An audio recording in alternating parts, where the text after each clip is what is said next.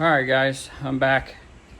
I got a section of the frame cleaned up, and I just wanted to kind of give you a before and after. So give me a minute and I'll show you what's going on there. Okay.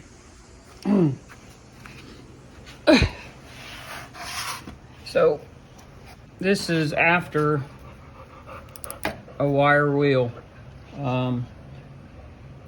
I still got some sections I gotta hit yet, but I got the bottom and this side. There are some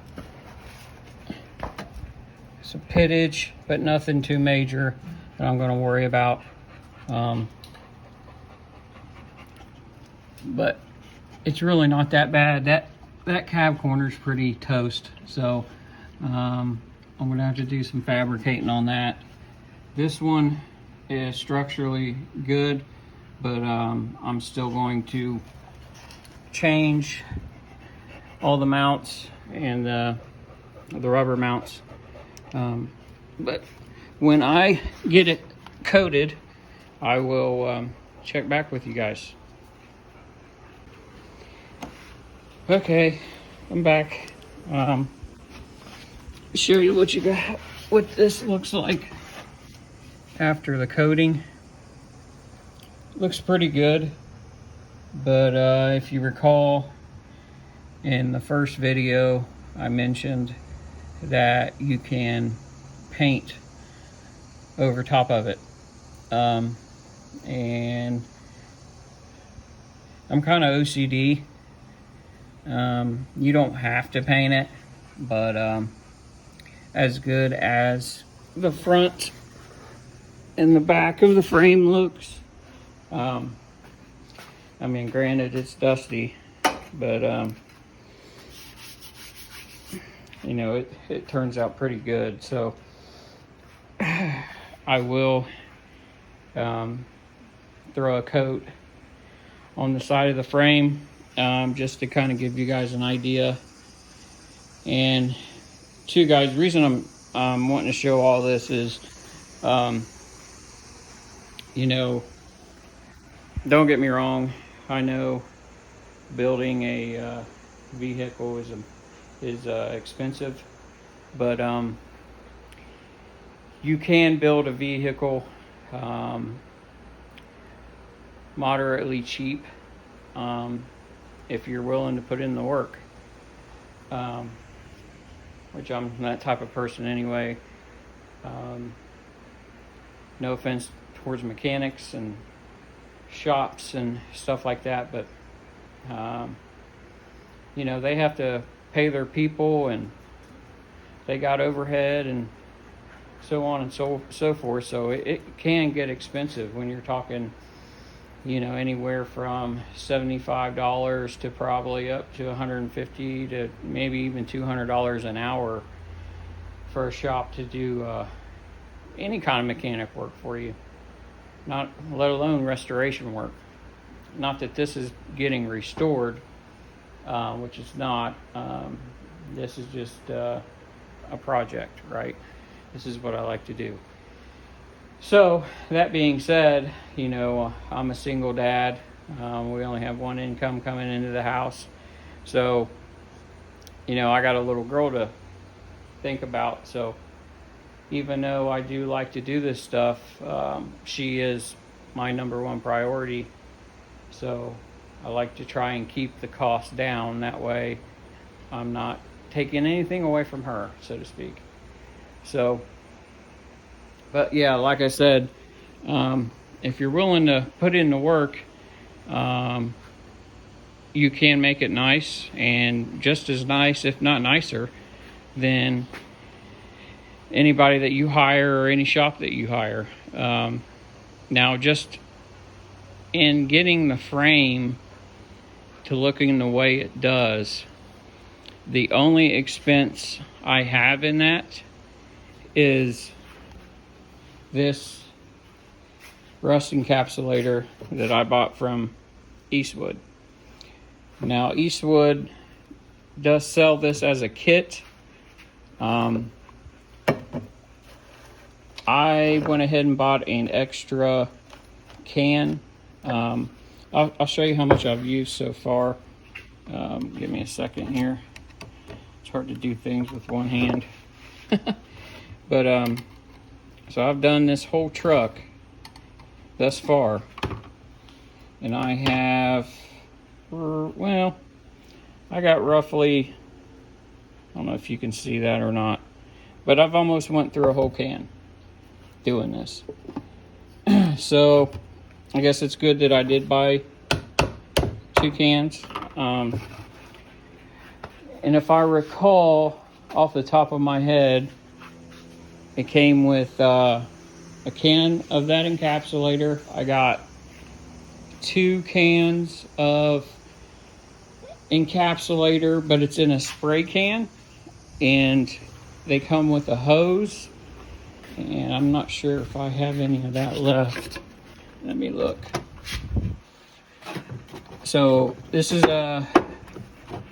this right here is the paint that I did the outside with, and I think, if I recall, it came with 2 or 3 cans of that, and this right here, and I believe it was 2 cans of this. And what's cool about this is I got them all used up now, but it comes with a tube that you put on the end of the spray tip, and it has a hose, and at the end of the hose it has a little brass fitting, and that brass fitting has holes all the way around it. So you can stuff that hose down inside this hole here and spray the inside of your frame. I know you probably can't see it in the video, but the inside of that frame is coated. Now granted, you can't get in there and wire wheel it or anything like that, right? But 9 times out of 10, you don't have the rust, crustaceans, or whatever you want to call it, build up on the inside of the frame. It's just basic surface rust. So that encapsulator will stop the inside of that to continue in the rust. So I did use that. So I think I spent around $100 on that whole kit. I'm pretty sure it was about $100. And then I went ahead and bought that extra can of rust encapsulator because as I was using it, and in some spots, I put it on heavy, like the front of the frame. I think I did 2 coats on the rust encapsulator just to be safe. So, and this is a short bed pickup truck, so a regular size car, I would buy 2 cans just to be safe. If you have extra, and if you're anything like me, I'm sure you have a bunch of other projects and you can use it on something else, right? So that's kind of how I look at it. So that being said, I know I kind of veered off there, but in doing this frame, I have $100, around $100, in getting this frame basically painted, if that's what you want to call it. In my mind, in my book, that's that ain't bad. And I did look at shops to have it sandblasted and then coated and ceramic coat, all these different, and you're talking $1,500, $2,000, probably more than that. So with a little bit of time and a little bit of sweat, maybe some cuts and scrapes, and $100, I'll take that any day of the week. But I will throw a coat of paint on the outside of that frame and see what you guys think. I'll be back. All right, guys. This is my progress.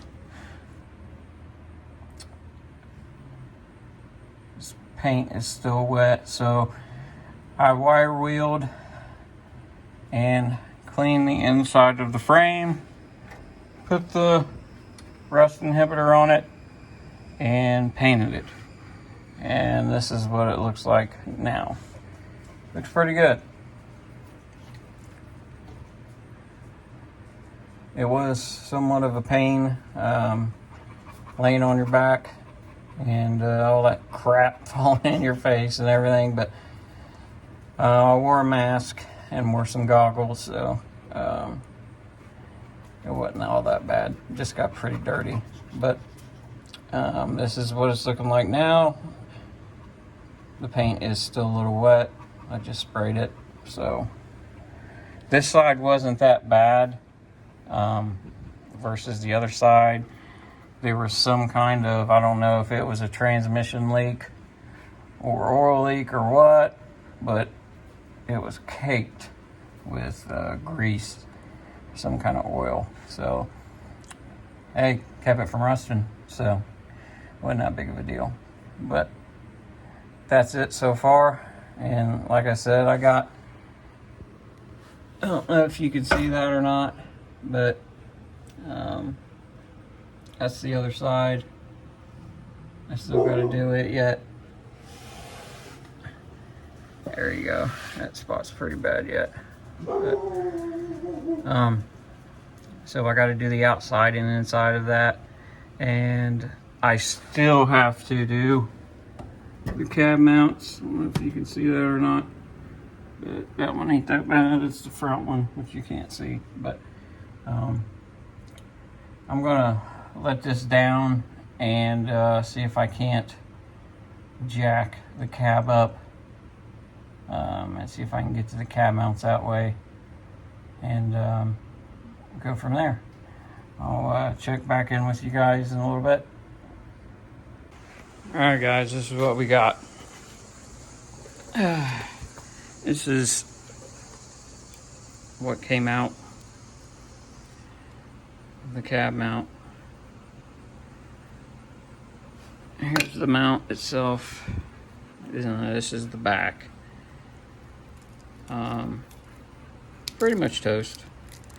But I've never seen this before. It looks like there's a little like stalactite or mite or whatever the hell those things are called hanging down. I'm not sure what's going on there. Here's the front.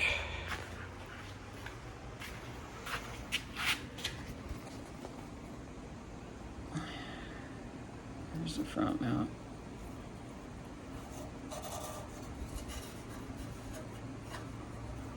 I think it might be okay, actually. I was worried about that, but I mean, it's rough, don't get me wrong. But, and this is what's left of the metal bushing. So I have to figure out what I'm going to do there. So I have the rubber mounts already. I just don't have the metal mounts.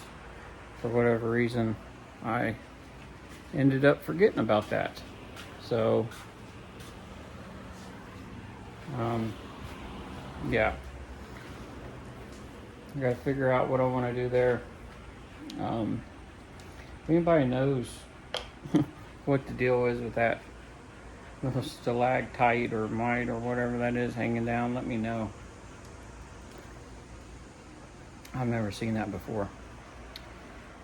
So I guess that'll do it for this video, and I would greatly appreciate it if you guys would subscribe and like and share and all that good stuff. But as you can see, I'm kind of taking you guys along with every step. Granted, I've kind of got a head start, but there's still a lot of work to do yet. So, and there'll be some other content that I do with the if you watch my first video with the red truck, and my daughter's truck, and stuff like that. So, and whatever else we can try and get ourselves into. And bear with me on the videos, guys. Like I said on the first one, I'm learning this stuff, so this is all new to me.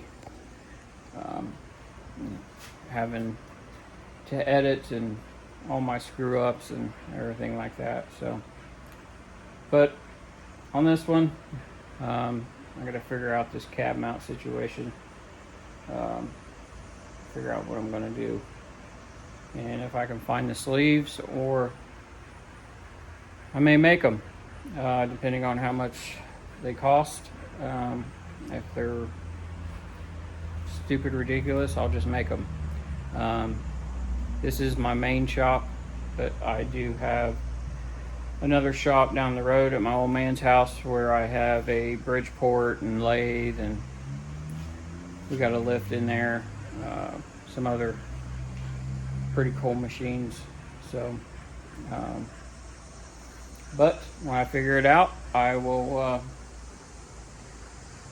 make another video. So, thanks, guys. Like I said, subscribe, like, share, all that stuff. It will get better. So, bear with me. Thanks, guys.